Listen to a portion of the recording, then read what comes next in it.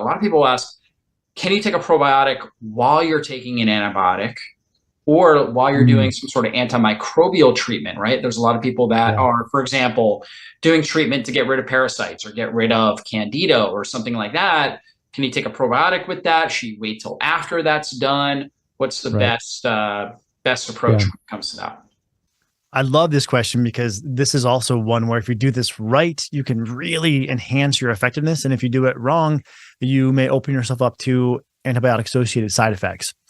There's a lot of data here. Data are pretty clear, right? In some cases, like we mentioned earlier, there's kind of a paucity of data. So, you see what the early studies show, you kind of wait and see, but you don't make any huge changes in light of that. This situation is different, fully different in the sense that there's a lot of research here. And fairly consistently, you see that taking probiotics with antibiotics not only helps enhance clearance rate of said infection, but also reduces deleterious effects on the microbiota and reduces antibiotic associated side effects. So it is clearly something that one should do. Now, I should be careful to call out there's this one Israeli study that found taking probiotics after antibiotics made the microbiota take longer to return to normal.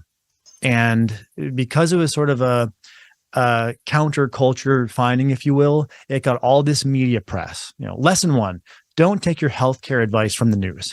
It's like we should all be Yeah. on the same page there, right? Because oftentimes they're incentivized. What's the newest, most novel, most sort of jarring thing. So I took that study very seriously because if that is true, it would lead us to amend the way that we recommend people use probiotics. But if it's not true, then we also want to not be misled by what might be an outlier. So there's a systematic review that's looked at this of 63 trials.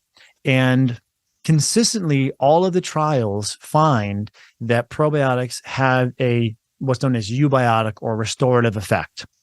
So this one study was an outlier, this Israeli study. It was also a small study in only 21 individuals. Additionally, they didn't look at symptoms.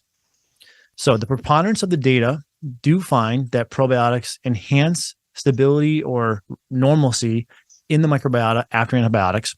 And they also find a reduction of antibiotic associated side effects, including diarrhea, as well as enhanced clearance of whatever infection is being treated.